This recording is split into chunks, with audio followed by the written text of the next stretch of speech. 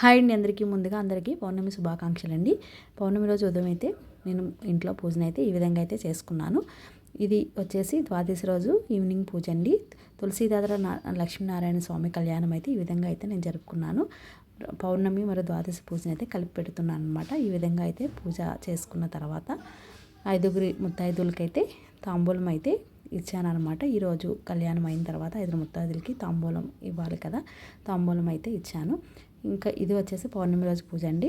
ఈరోజు కూడా మార్నింగ్ నుంచి ఉపవాసం ఉండి చంద్రుడిని అయితే పూజిస్తాం కదా, ఈవినింగ్ చంద్రాష్టోత్రం అయితే చదువుకొని పూజనైతే ముగించుకున్నానండి ఈవినింగ్. అలాగే ఇంటి ముందు దీపాలు అయితే ఈ విధంగా అలంకరించుకున్నాను.